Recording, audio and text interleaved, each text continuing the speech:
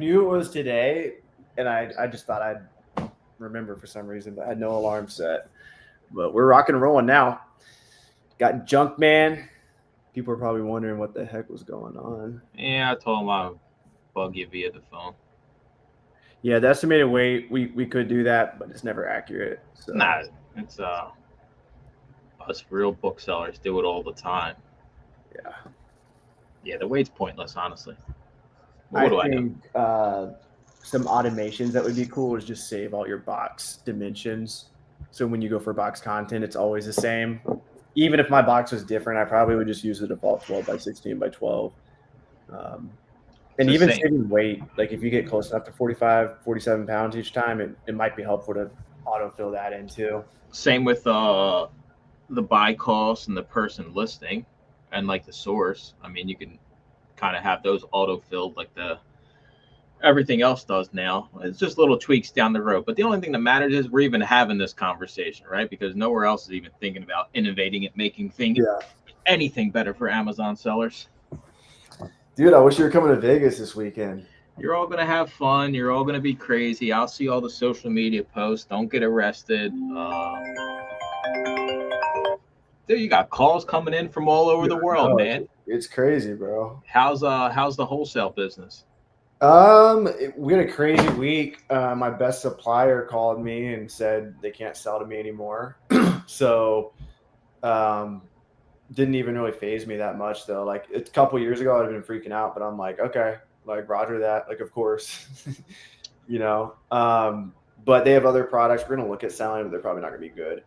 I just called with them like an hour or two ago, and then but it's still good. Like Q4 is about to come up. My cat's trying to sneak in.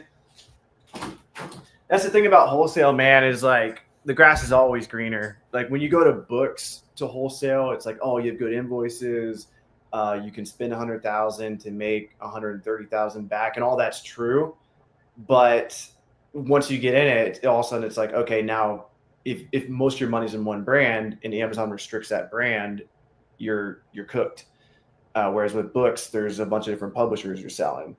So the wholesale business is going good. Like we're making good money, but I've always been weary about it because of Amazon's restrictions. Like I'm very heavy in a single brand. And so I'm weary of that. And that's why I'm going private label. I'm losing a lot of money in private label right now, but you saw me go to China earlier this year. Like I met with the suppliers, actually just hired a coach. But I have fun doing it. And I think there's a lot of potential in it. It really just comes down to optimizing the photos and stuff like that. But wholesale's making most money right now. Obviously, got GoToLister, trying to build private label, and then doing books and beyond and events and stuff, keeping the community alive. I don't know if you said anything about it, but what's your opinion on the whole buy box thing that went down? Yeah, I mean, like I just felt like it was very similar to what happened last time, which I think I was in Asia last time that happened, and so I didn't even really. Oh my gosh, all these calls! I got so many spam calls, bro. Um, it just reminded me of exactly what happened before, and before like telling anybody anything or writing an article, I wanted to wait a couple weeks, and it seems like it's fixed. Yeah, it fixed itself pretty quick. I was just curious what your thought process was behind why it happened again, almost to like 6 months to the day. Yeah, well, they said what's that? Is it the FTC? Is that the name of that? Yeah. I think that had something to do with it. I don't know why it's just affecting the books category though. Maybe that's because like that's where the biggest discrepancy is. Because the other buy boxes tend to make more sense. Whereas like it's always been crazy to see like a $20 book sell for 80. I feel like you don't really see that as much in other categories. Yeah, it was I mean, I try to tell people, right, like there's going to be things in business, whether it's the buy box issues or something else. Like you got to prepare for these and be smart with your money. People are I was surprised people were freaking out just as much as they were back in March. I'm like, we just literally went through the same exact thing, right? Like I would be worried if if like GoToLister and the scouting apps were pulling the wrong information, but throughout that whole thing, you know, when you go to list on GoToLister, you're still getting the correct buy box information, right? It's just a product page that was showing the buy box going to the actual the merchant. So for me, like I see that as well. Clearly, it's not like a permanent thing on Amazon's back end, or everything would show that information, which wasn't happening. But people, I think we have to realize, like as business owners, right, or resellers, right, whatever we want to call ourselves, like you have to treat it like a business and start, setting money aside for when it rains, because sooner or later it's going to rain, and you got to kind of weather the storm. And I don't freak out about it. Even back when it happened before, like if anybody should have been pissed this time around and the last time, it should have been me, because literally before this happened 3 weeks ago, like I spent the most money and probably sent the most inventory I have since I started this business. And I was just like, let's just keep going, right? Yeah, Let's once not you go slow through down. it a few times, and this is actually, I haven't even prepared my talk yet for Books and Beyond, but I've thought a lot about what I'm going to talk about, and it's going to be like the account shutdown dilemma that we have. I think that's just like an obvious terrible thing that can happen, but really it's just like shit happens in business and you have to move forward. And I think the more that you're in business, like, and now my dog's going to try to kill my cat. Cha-ching! The more you're in business, the more you realize, like, oh my gosh, like the world's going to end. Oh, it didn't. And then you realize everything's okay. Yeah. It's tough. And then it's kind of like the boy who cried wolf, because your brain freaks the fuck out every time it happens. Your brain's like, holy shit, like the world's over. Holy shit, the world's over. I remember I was in Colombia and I was running restricted inventory, my textbook consignment business. And I had a software that would detect textbook test buys from OZ Law. Shout out Project Venus. And I had 2 test buys in the same book on different accounts. And that's when I was like, oh, these guys are plotting to like take me out. Not me specifically, but everybody. And yeah, me specifically too. Dude, I had like 1 to 2 months of like sleeping and waking up and like connecting all the dots. Like, oh, they know about, like, I was just like freaking out. And then finally it happened. And then like, I was so happy almost afterwards. It was finally done. And just so much worrying leading up to it. But then what happened months after that, what happened years after that, it's like, I didn't stop. I figured it out. And so now when like things come up, like my biggest supplier in wholesale just got taken away from me. And literally, like, you could have taken my heart rate, like not even raised at all. I'm just like, okay, I got a few more. Like, this is what happens. It's probably going to be okay. And I have like a gut feeling that maybe it'll work out with them in a few months. Who knows? Maybe it won't. But it's like you shipping the books to FBA, you loaded it up. If you were a brand new newbie in business, you'd be like, damn, I'm a fucking idiot. Like, everything's going south, but you've been through this before. You've seen it happen, and usually things are okay. So then you're like, okay, roger that. I guess it's more or less comes down to like, what's the worst case scenario for like media sellers, right? We pay nothing for our stuff. So even if we lose our account and we have 5,000-10,000 units, what are we at? Like 5, 10, maybe like probably $15,000-$20,000. Like that's nothing in the grand scheme of like wealth and having a business and being an entrepreneur. Like that's literally pennies in a bucket. It's like, if it all goes away, like most entrepreneurs like me and you, if we just can't sell online no more, like we can go open a landscape company, we can do whatever the hell we want to do, and you're going to get results in that. And I think a lot of resellers just feel like, well, if this happens and this is it for me, and like I'm living under the underpass. It's like, it's the complete opposite. You're going to find a way. This is just one of the paths to make money. Yeah, exactly. You do got to look out though. I do know one bookseller this year that had like 50 to 100,000 units that he had to throw away. That shit gets expensive. It does. But he's also got the bankroll to make it happen. He's always complaining about how he's like, there's no money in books, man. There's no money in books. And then he just opened up a new warehouse in Texas and is like loading pallets of books, truckloads a week. The thing is, like at scale, books are crazy at scale, because I just went through a couple pallets in my garage. I still haven't posted the video. But it's like you go from like scanning books on a bookshelf at a Goodwill. Maybe your city's good, maybe it's not, but you're just pulling loads of profit if you're in a medium to large size city and you find the good sources. But then it's like going through pallets of books. You're condensing a pallet of books to probably like 2 or 3 books for FBA. Then there's people that just get like so good at going through pallets and pallets and pallets, like truckloads of books, that they just like push all these books through their warehouse every week, 48 to 100 gaylords of books, and then just take the good ones out, send them to FBA, and it's a crazy business model. Like you can scale it from the thrift store to bulk, and then you have people like Joji and Victor like sniping all the bulk people's books and then flipping them on Amazon for themselves. Yeah, it's tough with the books, man. Like it's just been a natural evolution. It's not like I chose, books to be a smaller percentage of my inventory. It's just the quality around me isn't there to like, be able to have an inventory of all books. But it's just the fees are higher on the books. Yeah. So just naturally kind of found my way into DVDs and CDs, which is thankfully easy to get on rectangles, man. That's all it is. Yeah. I mean, whatever it is, right? Like you find another way, you find something else to sell, kind of like you with your brand, right? There's always going to be another brand around the corner. It's always going to be another opportunity. Business is business, man. Skills are yeah. Well, resellers don't look at it that way, man. That's why I hate like calling it even, oh, I'm a reseller. It's like, no, you're like a small business owner, right? Like treat it like an actual business. Yeah, well, it's like, okay, like some of the bulk guys are making so much money, they're stacking loads of cash. Like I talked to some booksellers, and like, yeah, I've stacked over $1 million cash, and they just started like a few years ago. It's like, what makes that person better than the guy who's like complaining about not making any money, and the guy that could just never even scale up to that point? Like what? And that's at a large scale. Like what makes the big sellers so different from each other, where one can pull out $1 million cash and the other can't, like barely scrape by? And I think a lot of it comes down to, number one, the source. Like, are you getting your books from good locations? Like if it's good inventory, then obviously like, that's a plus. But number two is like, how efficient are you? Because if it takes you 1 hour to process a pallet of books and it takes somebody else 30 minutes, that other person's twice as efficient. And then when you multiply that by like 20 people, that makes a dramatic impact.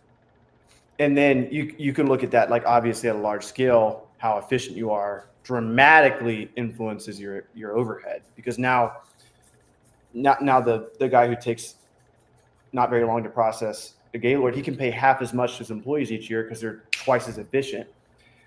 And so like that's at a large scale, but as a single man show, it's the same exact thing. It's like, how efficient are you at going out? Do you find good books? Do you ask for backroom access? Like what is the quality of books that you're going after? What are the relationships like? Do you have a relationship where you can walk in the back room and get 10 times as many profitable books as everyone else scraping for pennies on the front floor? And then when you come home, what does that look like? Or does it take you forever to get the books out the door? Is it like a grueling process? Do you hate doing it? And if that's the case, then like it's not even going to be a scalable business, because you don't even look forward to doing it. And it's like a death pile building, and then you're just killing your business because there's no momentum. And so then, but if you're looking at it strictly from like a dollar per hour perspective, it's like the guy who can go out, find the best locations, know which ones they are, and then come home, ship the books out fast, and then ideally have a good repricing automated schedule, so you don't end up paying these $2, $2.50 removal fees. And then it's like this well-oiled machine, but it takes time to get there. It's not going to be, you're going to, if you judge yourself based on like the top standard you have, you're not going to hit it initially. It's going to take a while to get there. But at scale, it's the same fucking thing, but these guys are just dealing with millions of books a year. And all they're doing is tweaking a few things. Maybe it's, okay, we should consider doing a better source because on average, this one has 3% better books. And maybe it's tweaking at their scale, triggers really matter. Maybe it's tweaking, okay, we're sending in like a couple too many crappy books. Like that one tweak can be like tens of thousands of dollars. And then maybe it's a repricing strategy. Maybe it's, we should hire this type of person. Maybe you like get people and like put like a TV in the warehouse. That's what Thrift Books has. They have TVs everywhere that shows like this station has this many scans, this station has this many scans. And so people have something to measure against. Like, oh, over here they're doing 1,000 scans an hour. Over here they're only doing, and then it's like a competition, So yeah, I mean, I agree. At the end of the day, the only difference between me, you, and anybody else that wants to sell books, CDs, DVDs on Amazon is like, how many items are you scanning, right? Because the more you scan, the more you find. It's just literally that's the numbers. That's the game. Yeah. How many new pieces of inventory are you scanning? So like somebody that's like just starting or like feels like they're stuck. It's like, well, go scan more inventory. Maybe you got to drive further. Maybe you got to, maybe I actually got to buy bulk inventory. Thankfully for me, I don't have to. I'm comfortable with what I have Dude, going it's on. so But much like, fucking work. I don't know yeah, if I'll ever go through a Gaylord of books again after it, that. I mean, I guess too, you realize, right? I will say this though, like I remember back when I was making videos in like 2021, and like every comment or like every video would have a comment of somebody like asking where they can buy Gaylords. Like I really don't see that as much as I used to. I feel Yeah, like people kind of shied away from it. yeah, I know. It'll be interesting. I made a video to answer that question, and I feel like it's my best video on the topic. But the intro of the video is going to have me in my garage, both pallets, and I literally time lapse like 5 hours of us going through everything and listing it. It's probably gonna make a 10-minute video, but for me, that video's done well in the past on my channel, like how to sell books, and it was like me in a U-Haul truck like 5 years ago, 6 years ago, and I think people like the idea of it because like they go out, they ship a few boxes of books to Amazon, they get paid, and they're like, holy shit, this is real. Like, how can I just run it up, buy more books, and then pallets of books seem like the best move, which it's so much work. Like you got to get a system down. Um, Doing it for the first time is definitely going to be a little sloppy. Because I was like about to go through these. I'm like, where am I going to take all these? And I called Goodwill. They wouldn't pick them up. And I had to get a local bookstore to come pick them up. And he actually knew who I was from social media. He sells books on Amazon himself. And shout out to, I think, David.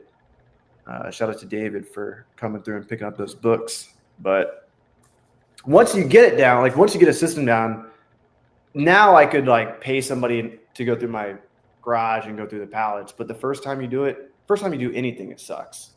Yeah, it's funny. Stupid face in the chat. Fida, he's a member of my group. He does Gaylords of books. He hires people in his garage, and he actually he pushes the Gaylords out into the driveway and the street, and posts on Facebook Marketplace like free books. So all the people just drive up in their car and are just digging through his Gaylords because he That's ain't got the awesome. space to kind of swap them out. I would never do it. I mean, I guess if I moved out to the middle of nowhere, right, like maybe an hour and a half from anywhere metro, right, then you kind of your hands are tied, right? You either got to go to the Joji Victor model, do some online sourcing, or you got to just get inventory in bulk. That would make sense. But if I don't have to, I mean, I'll still take advantage of opportunity to actually make money when it comes to buying in bulk, but I'm not actively like trying to get these crazy, especially books. Like I refuse to even do any types of bulk books, not even free pickups, unless they're like you said, the good stuff from the libraries that aren't picked over. I want no parts of going in anybody's basement and carrying out cookbooks. I'm gonna try and get us an email sent out.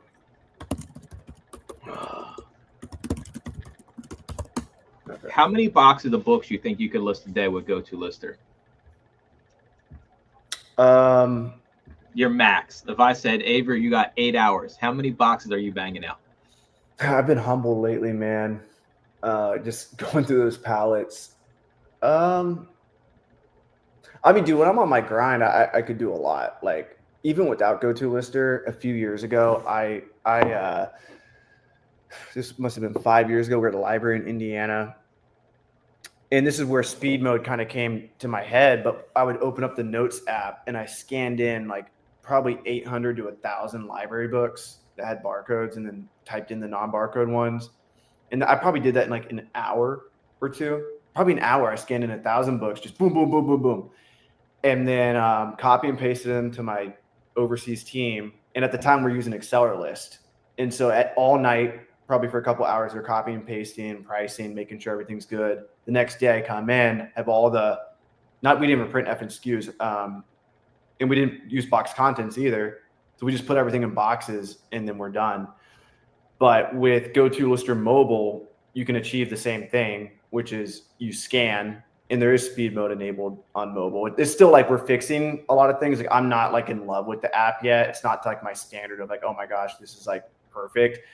But you can speed scan in the GoToLister. So I mean, I did 1,000 books in a couple hours scanning in the Notes app. Now, the fastest way to do it now would be you'd scan and then instantly close the batch out and do one box per batch. and that way you don't have to do box contents. And so I don't know, man. I don't want to say like 3,000 books, but maybe like if I got a good flow down, I'd probably just say like 100 to 150 an hour would probably be realistic, times 8 hours a day, you know. Got 30, 40 boxes from FIDA in the chat. I think you probably could knock out, depending on how efficient you are and the space you have, because that comes into a lot, right? If you're like me, I don't have the space really I usually have boxes just stacked all over the floor and everything going on. I think you probably could in 8 hours. You probably could definitely get 30 to 50 boxes completely done. I'm talking basically closed, stickered up, ready to go. Avery knows about my last 40. Okay, I was about to ask. Okay, I know him. Then we're gonna do a wrestling match in Vegas if he pulls up. He had an issue with a really large batch, and then I called him and we were talking about his flow, but he doesn't do one batch per box. He said that would mess up his flow a lot. I think because of the effing SKU issue. It's more convenient for him just to scan in like 1,500 books. His employees do 99% of the work. Don't let them fool you. Same shit though. He's paying for that. He is. As someone who's just Jay, listen, they just fixed the buy box, dude. Just let them have your money for a little bit longer. Eventually, Jeff will trust you enough to start giving you a little bit bigger paychecks. All right, dude, just relax here. We just went from the end of the world. Now we're making money again. Overwatching is working. That's true. But you also realize, like, when you pay somebody to list, that's when you realize, like, if I just get them twice as efficient, then I pay them half as much. You know? Yep. It's all it comes down to. I mean, you could be the comfortable 5,000 a month seller, or you can be the solo person that cherry picks and does 50K a month. Those people exist. I've had one-on-ones with them. Or you could be the person that has a warehouse and does 7 figures every single month. That's the crazy part of this business, right? Like, it's different. If you look at like wholesale, like no one's going to do wholesale and be like, well, I just want to sell $1,000 a month, right? Like wholesale is a bigger play. But books, you literally have people that make $200 a month all the way up to millions of dollars a month. Like the spectrum is so big. So you get such an array of people. Like on our monthly go-to lister call, like we have people on there that are doing, 6 figures a month. And we have people on there that are like brand new, just starting. It's so crazy to have like those people in the same room and just hear the questions and how they kind of intertwine with each other, whether you're big or whether you're small. It all gets us back to like, what are our processes? How good are our sources? How good is our sourcing style? And dude, honestly, everything's the same game. It is the same exact game. Private labels, the same game. Like all of it. It's all flipping. Like you could argue any business is flipping shit. Yeah. Houses, real estate. Like you can look at most businesses and like, and the fact that businesses can sell shows that everything's flipping, because anybody can buy any business. You can buy a law firm. You can buy physical therapy practice, and then you can sell it for more. Why do people buy businesses? Either to cash flow or they want to sell for more. It's like we're just like at the very raw form of it. We're taking like squares of CDs, DVDs, books, and then flipping them in a very short period of time on Amazon. And so it's easy, But what do you think on Amazon gates? I'm curious what your opinion is on Amazon and gating. Like in the media world, the big ones, Universal and Disney and Sony. Like, do you think there's a rhyme or reason why some people can sell it and other people can't? I'm sure like account age matters a lot. I think that's probably a factor. I don't know exactly. I just know I've been gated in things, and I know that I know like some accounts you can't even request to get ungated in, and usually those accounts have less history. But if there's a will, there's a way, Even if you're red gated in something, like if you really want to get ungated in it, which you got to have a good reason to do that, probably like you'd probably be pretty experienced to be like, oh, I need to get ungated in this brand because I know it's going to make me X amount per year. Now, if you're just a beginner and you think selling Universal is somehow going to help you out, you should probably go like another direction. But my old partner for restricted inventory got gated in textbooks years ago. And then he worked with the law firm and Amazon together creatively to to have the law firm give Amazon permission to sell textbooks. And just like that, earlier this year, I got gated in a major brand, and my partners went into depression, thought it was over. And I'd seen it happen before. And I'm like, guys, it'll probably work. Just give it time. 3 weeks later, we're ungated again. We had to upload tons of proof 30 times. Yep. Amazon, like you'd think the first time would be enough, but they kept rejecting it. And then finally it worked. And so, yeah, I don't think people should stress it too much, but also at the same time, like, don't give up. And if it is something really important to you, like textbooks, like if that's the majority of your business, then maybe consider, getting ungated in it. Yeah. I think people give up too easily. You're 100% right. I think that's, there's always another flashy business coming around the corner, right? Like there's always another business model, whatever's going on. I think we have to realize what you said. Like we can't just throw in the tail so quick and easy. Like people are so like, well, that's it. I'm gay. I went. I see it. You see how many times do we see in the groups? Like I went and I got 40 books and I went to list them and 90% of them are gated. And I'm just like, well, you're brand new to Amazon. Like keep those books, send in what you can. And then in 2 weeks, I guarantee you'll be able to send more of the books that are in your pile. But people are just like, it's not even their first box. And they're just like, I quit. It's like, what? Dude, I actually completely understand it because I remember how much I wanted to quit in my first thrift store that I went in. I was like, this is all bullshit. Like, Reese's full of shit. Like, he's not making any money. Like, why are these videos so well made? Like, why is he giving away the game? It didn't make sense to me. And I only had made money with textbooks, but I'm in this fucking thrift store, and I'm like, he fucking said I'm going with FBA scan at the time, like scanning the books with my phone, just putting everyone that turns green in the cart. I'm nervous. The manager is like, what are you doing? And I'm like, I'm just looking at it. And he's like, get out of here, and kicks me out. And I was like, fuck this. This thing, like, this is bullshit. But then I like wanted to believe it. And I believe that selling books on Amazon would work because I sold my college textbooks. So I'm like, I know there's like fucking money in this. And then I read a blog by Caleb Roth, the book flipper. And he was like, I made $5,000 in profit or sales going to Tulsa, Oklahoma. And that's when I got the idea to go live in my car and travel the country. And just like, I'm like, if I go to like 100 thrift stores across the country and like sleep in Walmart parking lots, it's impossible for me to lose money. Like I was like, there's no way. It is, right? It still is today. Like I didn't even know what a fucking library sale was. I didn't know about booksalefinder.com. I didn't know about like I didn't know you could sell CDs or DVDs. Nobody would tell me how to get ungated back then. Reezy told me I had to spend $250. He didn't know either. So he wasn't like he was lying to me, but it's the same exact game now, and it's just a matter of getting out there and grinding. Like the fact that there's like people investing millions of dollars a year into like building these giant book businesses, World of Books, it's the same thing we're doing. They're just doing it at a large scale, which is harder because then you have to get people efficient. You have to do this and that. We have the advantage because if you fuck up, it's just your time's gone. If somebody fucks up running a whole warehouse, that's millions of dollars. If it gets flooded, if everyone quits, if a COVID event happens again, like all these risks, But the fact that these huge companies are literally doing the same exact, when it comes down to it, the same exact thing, scanning books, shipping them to Amazon, or maybe they're keeping them in the warehouse. For me, that's pretty. That gives me like hope. Whenever I'm like, well, damn, like, is this going to work out? I just think, well, these huge companies are doing it. And I still think that same way when selling anything on Amazon. Like if I'm looking at new products, or if I know like X brand is profitable, I like to go look at all the sellers selling that brand. And I remind myself that they're making money selling that brand. Otherwise they wouldn't be selling it. And I'm like, all of these sellers on all these listings are making money with this brand. Like, okay, I can make this business work out. Or private label. Look at other people selling similar products that you want to, or maybe it's exactly the same product. That's what private label is. You put your label on it. And I'm like, oh, well, these 3 people are doing great. I can too. And so I think it's a good frame to hold.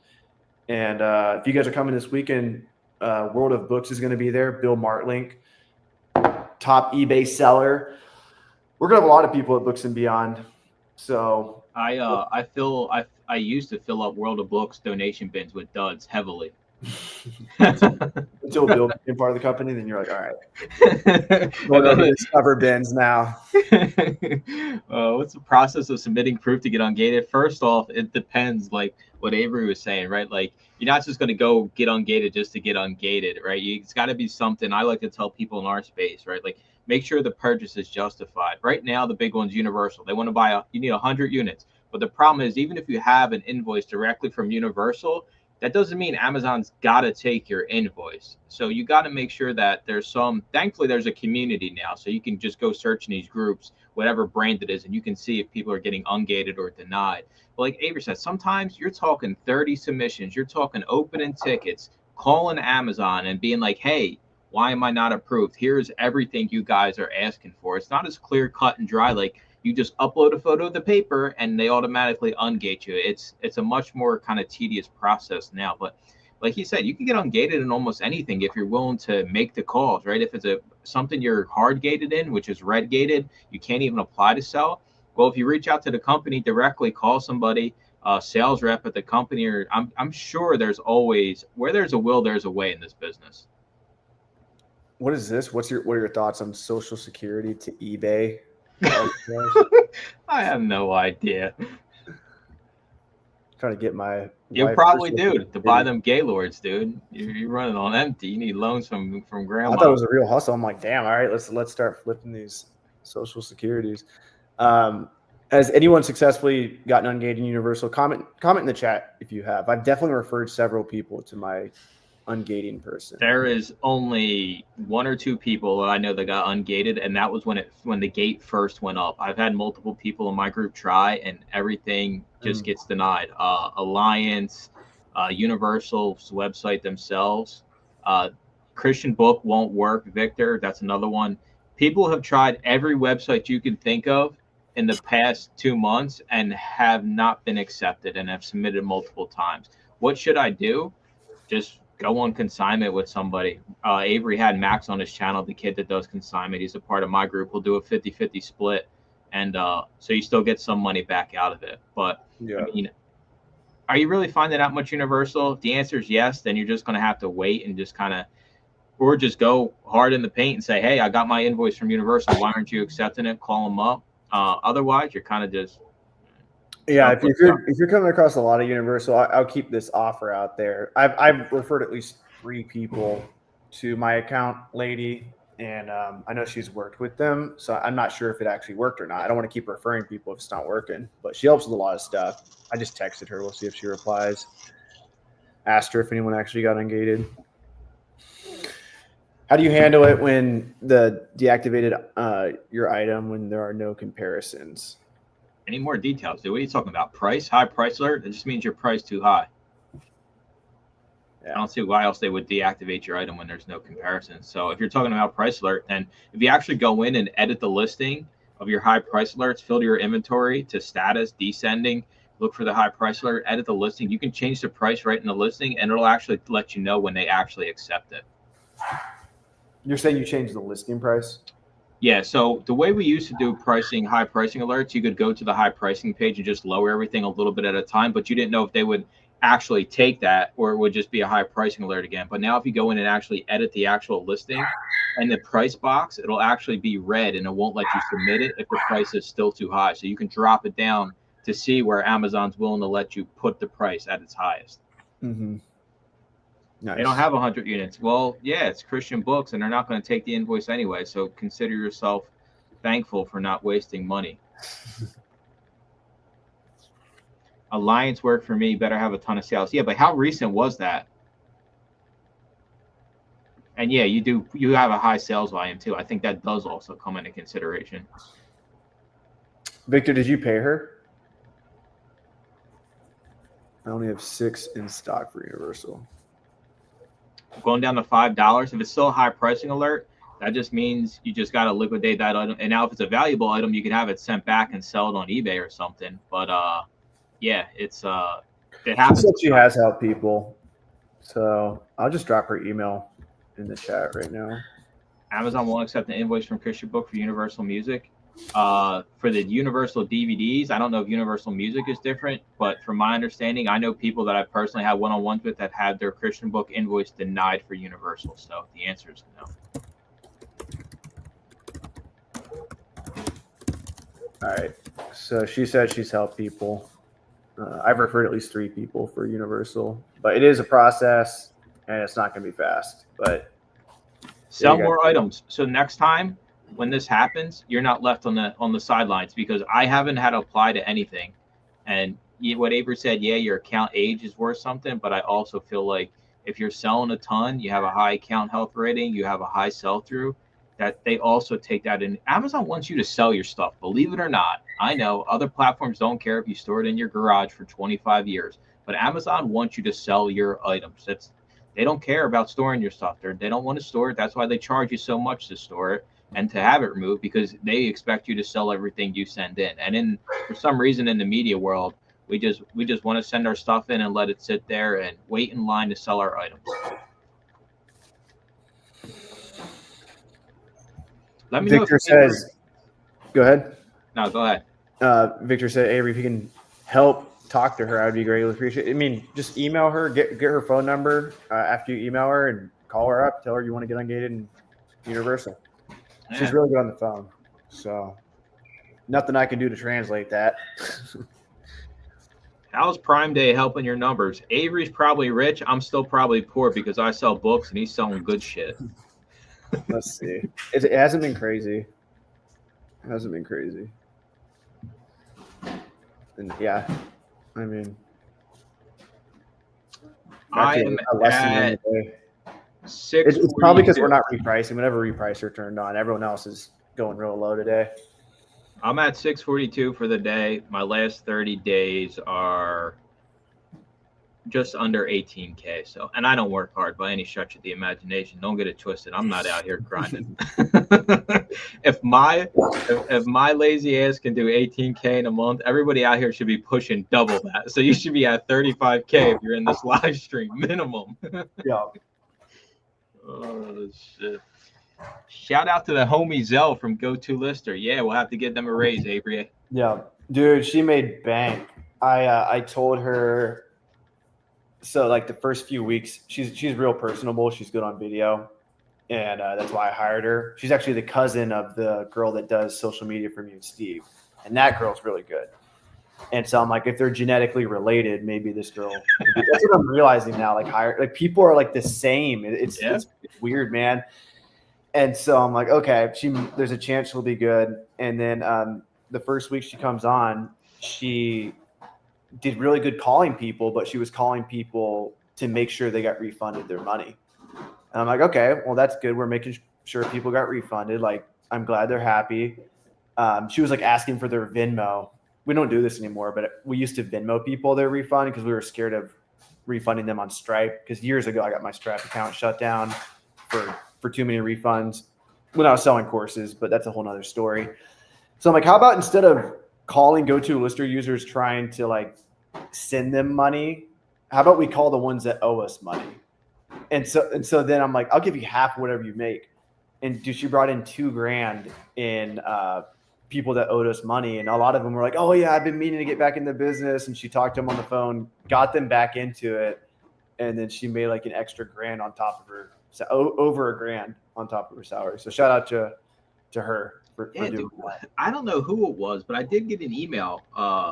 This is a while back. I forgot to message you about it, saying I guess you were sending it out to the affiliates. Like, I guess the team was willing to like help people even like come up with social media posts and everything. How do I come up with social media posts? No. I got an email from Go2Lister, dude. Oh yeah. I put the two I was talking about. I put April and Zell on it. You're like the best one though. Yeah, I know, but I mean, I was just cool to see that. Like, you're willing to help people that maybe aren't as big as me. I said Mike's the best. Maybe they sent that email to everybody. Yeah. I just thought it was cool. I'm like, oh, maybe I can have them make my shorts for me. Yeah, no, for real. I think your shorts could be a lot better. Like, yeah, dude. I think your shorts are good content, but I think that I don't know. There's something about like the blurry back, like what you have right now. It's basically that. I think you could like get some B-roll of you like lifting the boxes in or like putting the boxes down, just like do what me and Steve do, and I'd like Yeah. 10 of those B-rolls, and then like just have it. I don't know, something like that. I'm not an expert either. I just post a fuck ton. April's pretty good though. So, Are you investing profits into Amazon stock? I pay enough in fees. I know, right? I'm not big into Amazon stock because I'm like, I feel like I am just like that's all my income. We are their stock, all right. So if me and Avery quit, the stock's going down. Yeah, exactly. Like me and Mike get out, it's game over. Yeah. Any advice on Marvel Ungating or National Geographic? I ain't ever come across no Nat Geo that's worth a damn penny. Marvel Ungating, you're talking like graphic novels. You maybe come across those once in a blue moon. If they're really worth it, you can just throw them on eBay or take them to a local comic shop and just get cash for them. So, yeah, Marvel's going to be harder than Nat Geo, I would assume. I don't even know what the requirements are because I'm ungated in them. So if not, what are you investing in? I just do good growth stock mutual funds, Dave Ramsey style. I'm up like 12% on the year. Thing. That's all I do. That's if you're a smart person, you do that. But if you're like me, like I was texting Caleb the other day, and I'm like, I'm investing in like the World War III portfolio. It's all these weapons. I seen your story today, dude. It's doing good though. Yeah, it is. It's 171%. Not over the last year, but over the last like 18 months or however long it's been around. It's the World War III portfolio was made by AI. So people asked AI like what stocks would be good in terms of like defense, blah, blah, blah. And it built this portfolio and like, I guess different percentages on how much you should invest. And it's fucking crushing it. But I know like when you start thinking about something, you start seeing more of it. It's confirmation bias. I feel like I'm kind of getting that, but I'm invested in AI. I'm invested in Nancy Pelosi. She's invested in a bunch of AI companies, and Autopilot is an app that will invest in whatever politicians invest in. Everybody knows Nancy Pelosi's been doing like 20% a year, whereas the S&P 500 has been doing 12% a year. That's a smart thing to do. That's what you should do. That's what Mike said. But if you want to take more risk, download Autopilot, and you can look at the World War III portfolio, which is created by AI. You can literally invest in everything that Nancy Pelosi invests in automatically. And it's all done in like the matter of just like swiping up, like you're on fucking Venmo or Tinder or something. Just one swipe and it takes $1,000 and puts it in all the different stocks. And we'll see how that goes over the years. Like I'm pretty optimistic in Nancy Pelosi and World War III portfolio. I hope the world doesn't go south, but see, the big thing is though, you're actively investing in your future. That's even if it's a little bit, I try to get this through to people, but like it's hard to really talk about money, like being in the space, right? Trying to tell people what they should do with their money. Like I shy away from like saying, hey, start a retirement account because people are, hey, you're not a personal finance, but I'm like, you're going to be doing this forever. Like I don't mind it, but I'm not trying to do this forever. 822 active items on Amazon generate 4K in sales. That's good. I'd like to think the minimum per 1,000 units you have active at Amazon is $3,000 in sales. Would a repricer help? Your repricer would increase your sales. It will probably bring down your ASP a little bit, but there ain't no shot if I had 822 items, I would not be repricing. Even if it was a conservative repricer, your items, your prices need to be getting repriced down to the buy box or doing some type of movement. Yeah, model what Mike does because he doesn't pay that many removal fees. His sell-through is good. His average sales price is good. So go type in Mike the used book guy repricing, reprice it rules, and just copy and paste those. If you go bankrupt, I'm not liable though. Anyways, Nat Geo requires an endorsement letter. I have no idea. You should make a video for stocks. Yeah, I'll leave that up to Avery. I'm definitely not going down that rabbit hole. Dude, okay, you know what's cool though is like the fact that we're on YouTube right now talking about this. It's gonna happen in 10 years where we can go back and clip this shit. And I was reading a book about money and how like every generation looks at money differently. Like I think we're coming from like, oh, the S&P 500 is a great investment because it's always been going up, up, up, up. Even our parents, like the housing market's been going up like crazy. And like just different generations have different experiences. Like if you went through the Great Depression, you'd probably look at money like a little bit, or the Holocaust. Like obviously it's going to affect you. But I feel like we're like the crypto generation. And like a lot of people, I'd say most people don't even believe in crypto right now. Because if you truly believed in crypto, you'd put all your money in it. And nobody's putting their money, like most people you talk to that are like 30 or above don't put money in crypto. maybe like 3% or whatever. But Taylor Jones, he's put most of his money in crypto, and he's one of my best friends. And I'm like, this guy's either going to be fucking worth like 30 million in a few years if this really does like, or he's living in your place. Right? He could probably afford a room or two. And then it's just like, it's crazy to think of like where this world's going to go. And like, you and me are posting this online, and so I think it's going to be cool to like look at our thoughts here. I'm actually about to make a video on where I'm putting my money now, because I still feel like a complete fucking idiot when it comes to like investing, because I just started doing it. I feel like I'm pretty good at making money. I feel like I know my shit about Amazon. I know how to flip shit. Like I the 20s was like building that chapter of my life, but now 30s, 40s, and 50s are going to be like, how good am I at actually taking my money and putting it somewhere and having it come back to me is more. And I don't foresee myself not posting on social media. It's like, I like having these conversations, and maybe AI can like go through the transcript and pull this in like 10 years and be like, oh, this is what you thought crypto was going to do. Well, look at it now, bitch. It's down to zero. And then I can like laugh at myself, or maybe it really did go through the moon. And this is me saying, I think it's going to go through the moon. I think it's going to go crazy in the next 10, 15, 20 years. Like, I think it's going to go through ups and downs too, but that's where I'm at with it. I think that for the first time in history, we have a place to put our money that's not tied to like just the government printing. How weird is it the government can print dollars? I know. You have $1 now, but I can print 10 million more, and now your dollar's worth less. For the first time in history, we can take our money and put it in something. Now, can the government shut down crypto? Yeah. Like the government could say no crypto allowed. And so that's what is super sketchy about it. But personally, I don't know too much about it. I think it's gonna pump. And so I think used books will be around in 10 years too. I just think crypto is going to be 10x the price. How do you handle a book that has an ASIN and never gets created on Amazon's end? I try to send it in and always gets packed. All right, so what you want to do here, you let it sit for 2 weeks. You try again, it doesn't go through. You can either let it sit for 2 more weeks, or you can do like I do, just use a buyback company, or just get rid of the damn thing. Amazon's catalog, if you've been selling on Amazon for any period of time, is an absolute mess on the back end. These books won't get accepted. You can let them sit maybe in another 3 months and try, but I keep one little stack underneath the desk that right now is probably about 8 items that I'll try one more time, and then they are going away out of here. So don't let this stuff pile up. There's no getting around it. Let me see if this discount code is still working. Any thoughts on specific repricing programs? This is a loaded question. There's like 25 million different ones. Depending on your business model, you're going to get a different answer, right? If you're doing E to A, the big one is probably Be Cool, because you can set in mins and maxes. If you're thrifting books, I just use Reprice It. It's the most basic one out there. It doesn't have any bells and whistles. It just reprices, and it's cost effective if you're newer, so it's cheap. But yeah, repricing is a loaded question. I've always used Reprice It. They should pay me lots and lots of money to talk about repricing in 2020. Who owns Reprice It? I think it's like one dude. You can't even upgrade the subscription. You got to email him. Really? Yeah. Is he the customer support? He's everything, dude. He does cool. it all, probably. I think I emailed them a while ago, like trying to do business somehow, but I don't even know if I got a reply. Can you see my screen real quick? Yeah. All right, so this is your last chance to get your tickets to Books and Beyond. It's going down in Vegas. Flights are cheap to Vegas no matter where you live, so no excuse. And tickets are only $165 if you use the code Flash Sale, and you get a 3-pack. So $165 per, but you just got to find some people to go with you.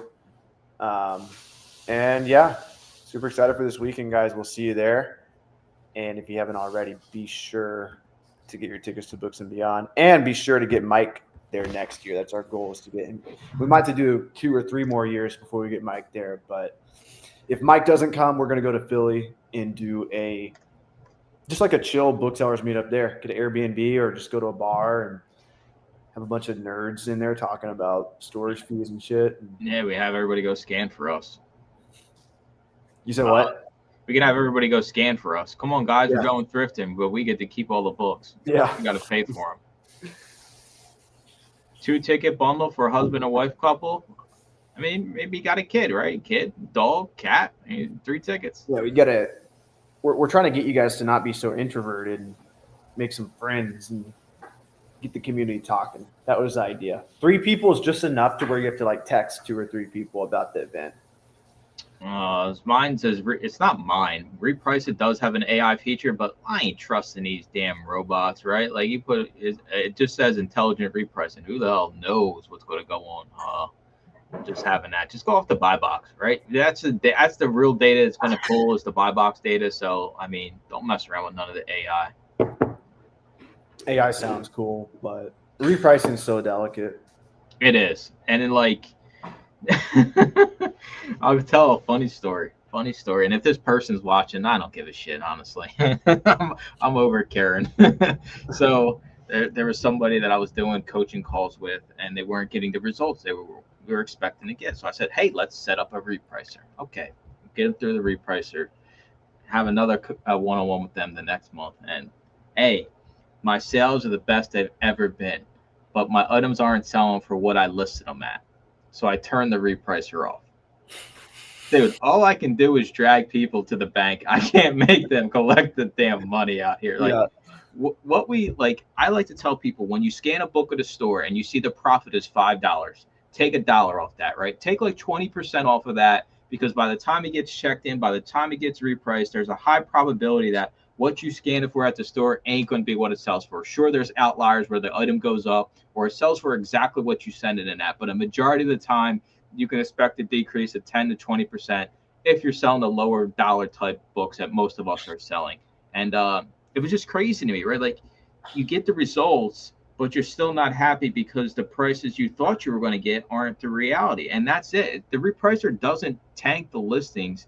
It just puts it at what the market is currently at for that item. It's not like I purposely undercut by a penny to ruin everybody's Amazon business, right? Like it's just because I know, well, if price matters on Amazon, then the hell with it. Then I want to be the lowest price regardless. Yeah. I think there's different phases all arbitrageurs go through. And that's at first, everything's amazing. You're getting profitable books, Scout IQ, Scoutly's telling you you're making profit, and you feel like you're just like, you found the best thing ever. Then it feels flat because you're not getting the sales you thought you would. And then you're like, well, maybe all this is bullshit. And then you start getting all those green dings, but they don't feel the same anymore because you're like, well, if it was so good, why isn't everything selling? Then you go through the phase of a repricer is going to fix everything.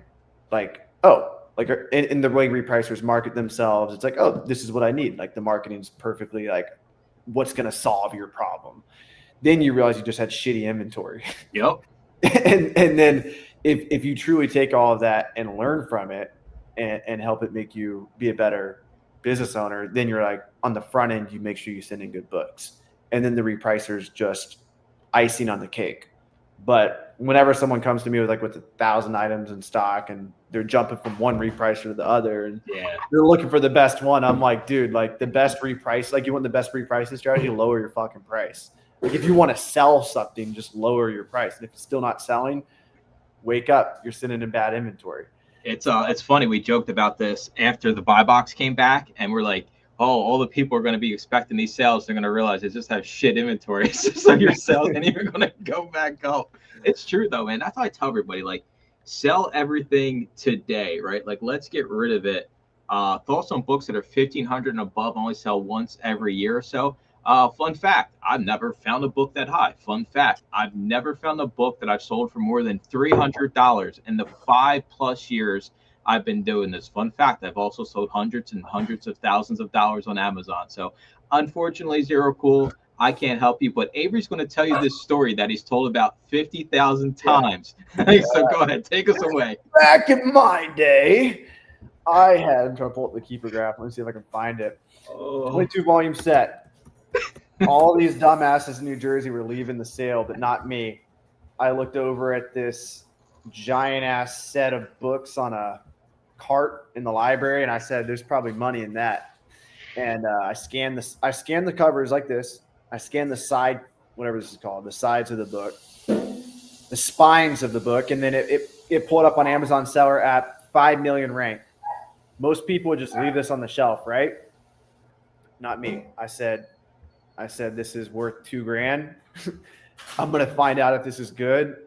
And most people don't understand this, like, which is why it's kind of like hard to explain Keepa to people. Like most people will think a $1,500 profit book sold for $1,500 when in reality it sold for $50. Yeah. And so like that's where this whole conversation gets confusing because these books are actually really rare. But I understand Keepa. I did eFlip back in the day for a little bit, so like I got pretty good at reading Keepa. But it's simple. It's this black line is the used price, and this green line, whenever it goes down, that's the sales rank. That's all these green lines going down is when the book sold. So you can see over the course of 7 years, it sold 1, 2, 3, 4, 5, 6, 7, 8, 9, 10, 11, 12, something like 17, 18 times. And I was in the library, and I think it was 2019, and I saw that it had sales back in 2017, and it hadn't sold in 2018, but I figured I'd take the risk, bought it, and then this is me right here. Boom. I sold it, even though the low price was $1,200, I sold it for $2,000. And I was with Caleb Roth. And I showed my phone to him. I'm like, dude, I just sold a $2,000 set of books. And we were doing a library clean out. And that's my claim to fame. So it's very rare. And most of the time, you're going to end up scanning a book that's worth $3,000 that sells for $3. But if you understand Keepa, open up that GoToLister app, use your free Keepa extension. And I honestly think some of my best videos when it comes just to the overall business and like the things that go into it are the videos where I just listed items on GoToLister and explained each and every item and why I priced it the way I did, because that's so important. Because like you said, how many times people think they find this just book that's worth $1,000, $2,000, $3,000, and 99.9% of the time it's like a $12 book, but it's just because some bozos got it listed FBM for $1 trillion. So it's I will say this: there's a lot more to it, though, right? Like today, like starting book selling and media selling on Amazon today, it's a lot more complex than it was back when you started, and even when I got into it in like 2019, 2020. There's a lot more kind of business sense you have to keep track of, a lot more numbers, a lot more bookkeeping. You know, like you said, the removal fees are so high. So when people get crazy about me repricing aggressively, I'm like, well, I carry an inventory of 5,000, and every month I maybe have to liquidate like 40 books.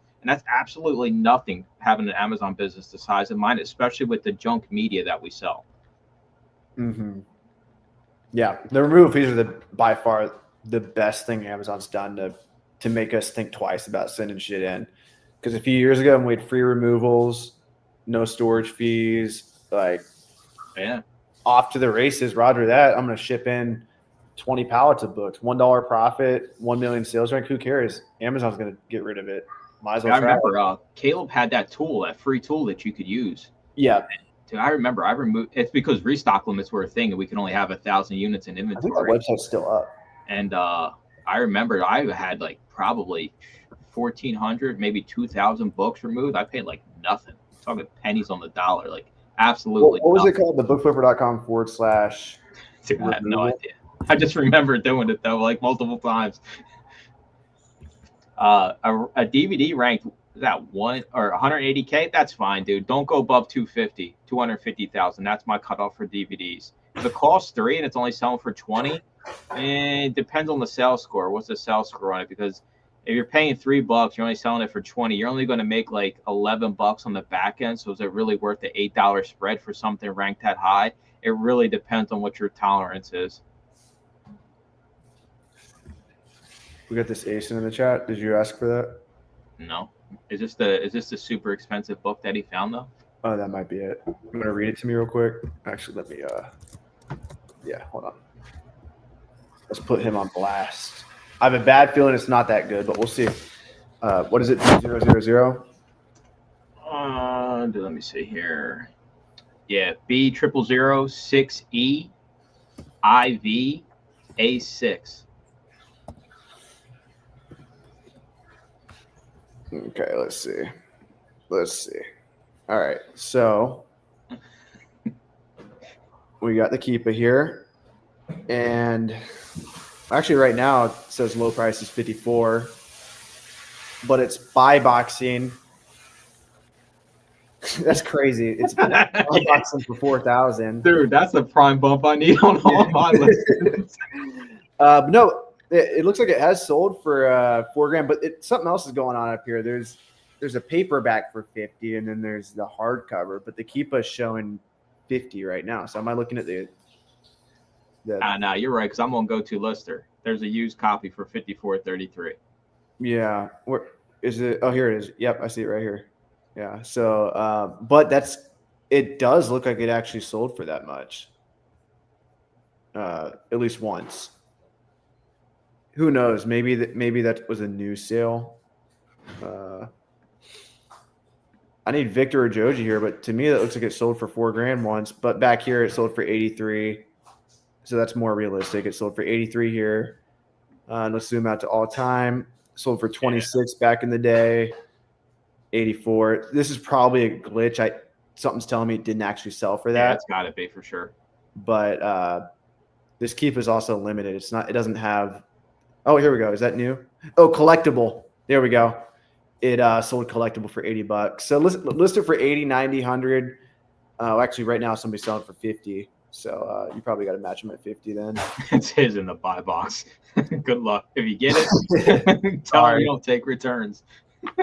The good thing is, like, if you do send it in Prime, like, it's such a slow seller, I wouldn't recommend this, but you could send it for like 99 and get the buy box. But I would send it in for $50 and get the next sale.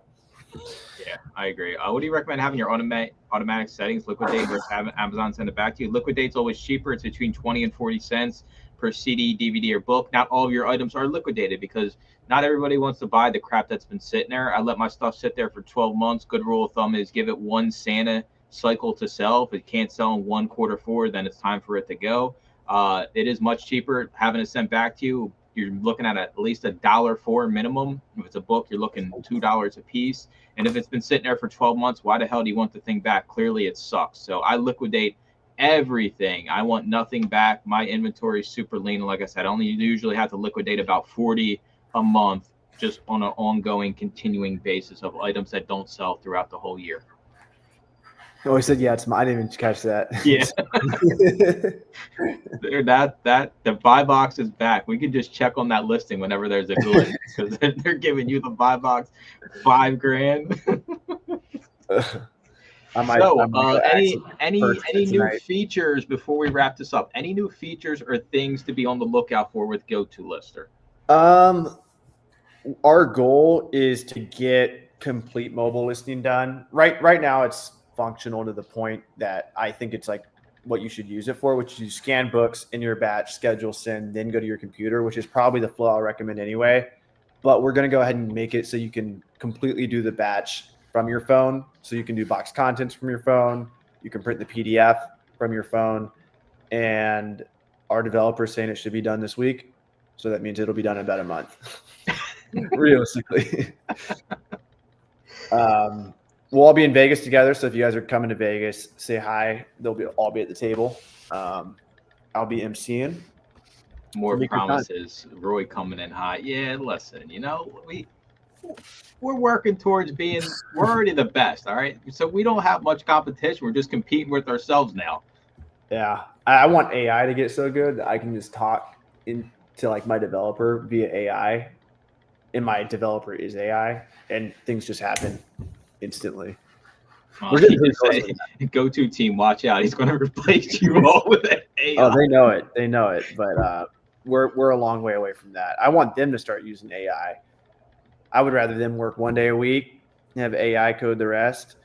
That's something else. We talked about crypto earlier. I think AI is about to really change things up. You've already seen some AI, but like, do you use ChatGPT much? No, it's funny. I just did a video the other day on like the top 20 questions I get asked. And like, I thought to myself, like, should I just go and punch this in and be like, just type in what's the top most commonly asked question for selling books on Amazon? But I just did my own. But like, I see the validity behind it. And it has made my life easier when it comes to being a content creator. I'll tell you that right now, how it can automatically clip videos out and everything like that. So I think we're at the forefront of like, shit's about to really change. I think pretty soon, like, somebody's just gonna be able to say, "Hey, make a scouting tool for Amazon booksellers." The codes. and Yeah. then next day it's ready. I actually Yeah. hope that happens, like, because part of it's scary. It's like, oh, somebody can make GoToLister like tomorrow, but then more solutions are going to be made. You still have to market a software to sell it, and so that's an important thing. But the idea that like we could solve like so many more things so fast is really exciting.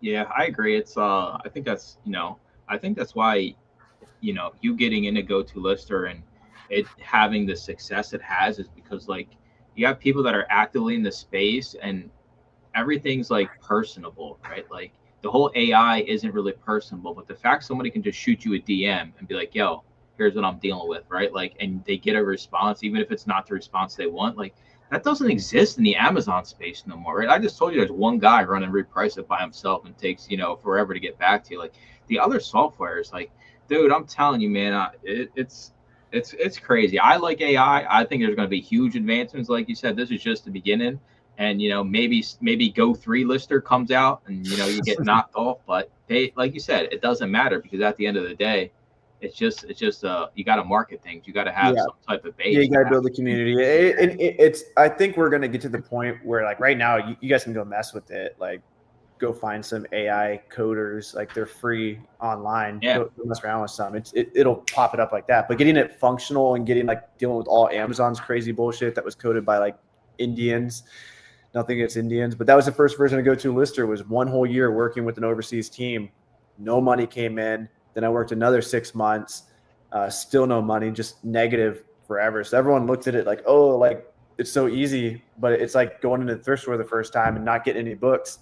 All businesses from the outside look easy once they make money, but in reality, like every business just has like skeletons in the closet of what it took. Nobody gets to see the late night Avery who's like puffing on a cigarette thinking GoToLister's never going to get off the ground somewhere in the universe. I think there's some videos on YouTube of me with the Black and Mild a few times. He's just spiraling. you were with me a few of those times. I'm just like, dude, it's tough, man, right? And that really doesn't get shown on social media. Is and Norse, like you think about it sometimes, like I've made videos like that, like this is a reality, and like I recorded myself on Snapchat years ago. It's so funny. I thought this was like my biggest business low. I was so gung ho. I heard Gary Vee talk about documenting the journey. I'm like, this is like my path. Like I'm just gonna fucking put everything online. Like I did stupid stuff, man. I put the camera up and like recorded myself logging something in a spreadsheet, and I was like talking to the camera far away, terrible angle. I'm like, nobody gives a shit about this.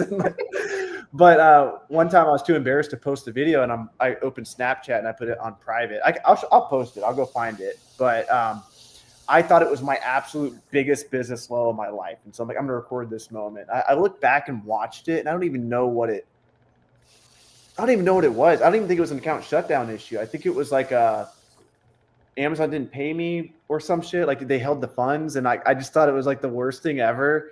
Maybe it was a shutdown. I'll go find it. But after what I've been through now, I go back and look at that. I'm like, wow, I thought that was bad at the time.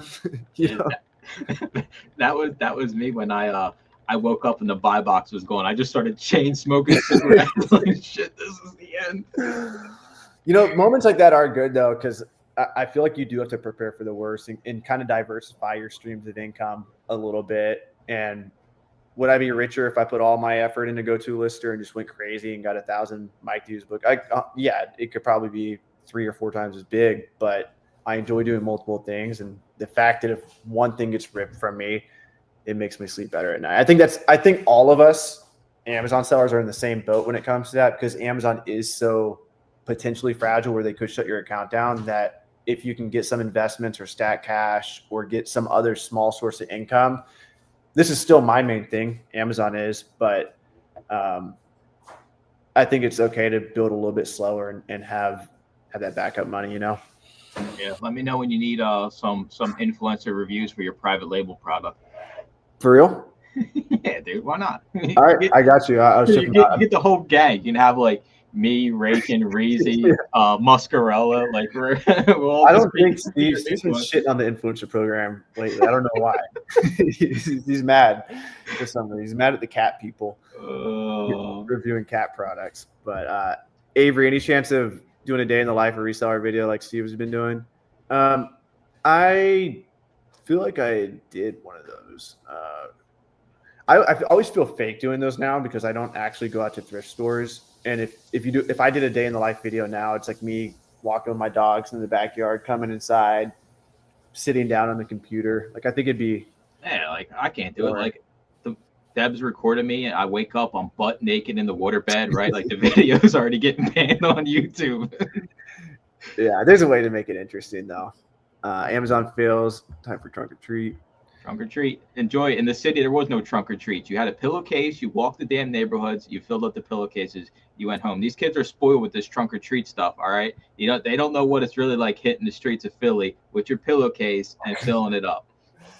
Yeah, I'm excited to have the trick or treaters come in a couple weeks. I'd like to know private label versus books. Which do you like better? I want to try private label. Everything they say about private label is true. It does take more money. Definitely takes a lot of time. It's really slow shipping stuff from overseas. Books is good. Like if you're truly in a position where you want to like just prove concept, make some money, get some money in the bank. And if you enjoy doing it, like if you enjoy going to thrift stores and throwing a podcast on or whatever, books are a good grind. But private label, like that, the hope I have with private label is it becomes something that I can sell one day and it's a brand. Yeah, that upside. Oof. You said what? The upside. If that thing takes off, man. Oof.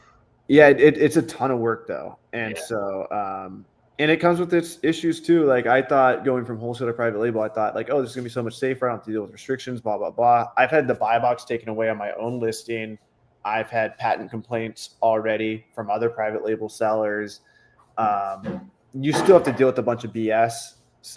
But you know, if it works out, the cool thing about, you know, you reap what you sow at the end of the day. And if you work on something like this for a couple of years, eventually you are going to have a business where you do buy stuff from overseas, and the whole dream of being an Amazon seller becomes true, where you have your own brand pumping out profits. Like it's 100% possible if you put the work in. And that's what I'm doing right now. You cash out 10 mil. Are we still going to have these lives? That's a good question. I don't know. Like objectively, because you and I got a deal going on right now. I don't think I would stop doing social media though.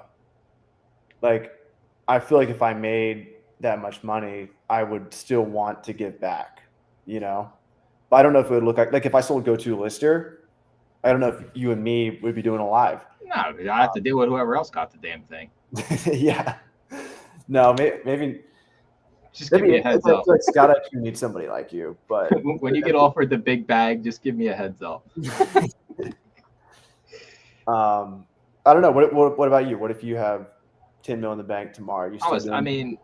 I would still do it. It would just be a different format and talking about like the struggles and just seeing the light at the end of the tunnel. Kind of, you know, we don't make shit for this, man, right? Like the YouTube content we put out, we don't make. I try to tell people, you know, you watch these YouTube or even social media, like there's no money you make from this content. At the end of the day, it's all just us trying to help other people get out of situations we were in, like being dead broke, right? Like you in the car. It's more or less we get paid in good karma coming back to us hopefully one day than actual monetary dollars that we make from this. So I think we both would. It would just be a little bit of a different conversation of, you know, it'd be more of the life approach and the thought process and, you know, being smart with your money and making mistakes and learning from them. And yeah, I think we both would. I like to be like self-aware of this stuff. There's a book called Managing Oneself. And I read this when I was like 19 or 20. And I was like, I'm not fucking doing this. It's like, and I'm kind of doing it almost in a better way now. But what it said was get a notebook and write down all your goals for the next 6 years. It said 6, I think. And then it was like, wait 6 years and see if you did what you said you're going to do. And so through YouTube and social media, I've kind of put my goals out there. I do videos like this and blah, blah, blah, blah. Sometimes I go back and watch it. I'm like, what the fuck was I talking about? Like I'll say like 3 goals. Like somebody like you asked me a question and then like I tell them like, oh, I want to do this and that and that. And then I'm like, what? Like I thought about that for like 2 months and then it was gone. Like I never thought about it again. So that's like self-awareness. It's like I said these things and then fast forward. Now I'm not going to do them. So you just asked me that question. It's a reality check because the moment's going to come when I do have a lot of money. It's like, are you still going to post? But what I think is like before social media, I posted everything on like Snapchat. just to be funny to my friends. Like that was my thing.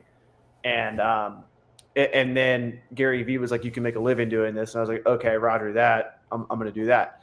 And then as years went on, I found out how integral it was to like building a business. And then GoToLister came along. And it's like, okay, now I actually need to do this in like a strategic way.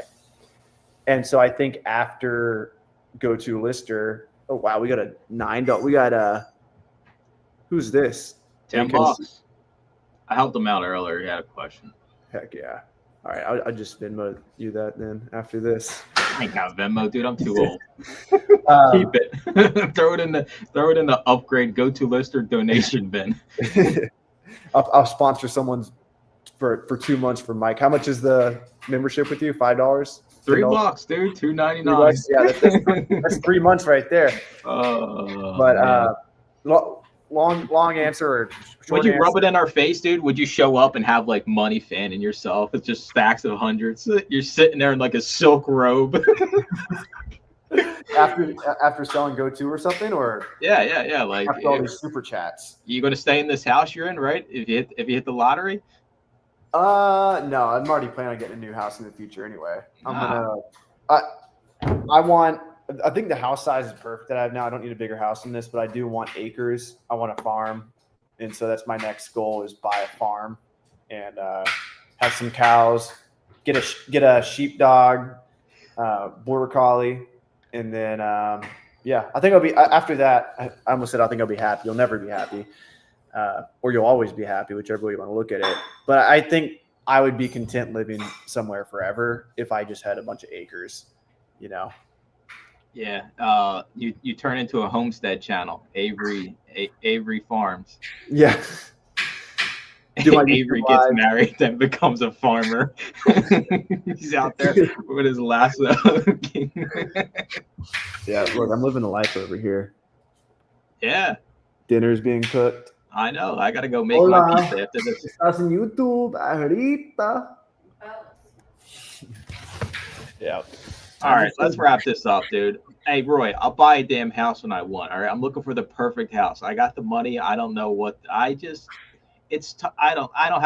have a straight up answer for you. I think now is a good time, man. I know. I think if you have a couple good years of taxes, I think seriously consider all the houses I was looking at. They're going down in price. So I think I can't predict the future, but I feel like things are going well with the economy. I think they're going to do better, and so I think we'll see a temporary dip in the housing market. And I got fatigued, man. I was looking at Truly every night, so I got burnt out on it, so I had to delete it off the phone for a little bit. But yeah, I'm still actively. Are you driving around seeing places? We were for a while, and then it was kind of when the market was still crazy, and then we kind of just started jumping back into it probably like 3 months ago. The pre-approval shit and all that nonsense, all the hoops you got to jump through. It's just you get burned out, man. A lot of these houses, like, it pisses me off because the photos are never really what when you get there. That shit is so photoshopped and filtered. It's like you get catfish when you show up to this place. Like, is this the same house? Using FHA? Yeah, I'll probably no. We'll do conventional. Probably like I'm trying to do like 20% down, avoid PMI. Okay. Remind me what PMI is, like a couple $100 a month. Yeah, it's based on the value of your house as private mortgage insurance, just in case you get foreclosed on. And so you want to avoid that. Yeah. It's an extra monthly fee you should pay with less than 20%. How much is it? Depends on the value of your house. Like, it depends on your mortgage loan. 500,000. Let's see. Pay movers, yeah. Freaking me out. Nah, you're good. PMI, man. It's probably 100 on a down payment. I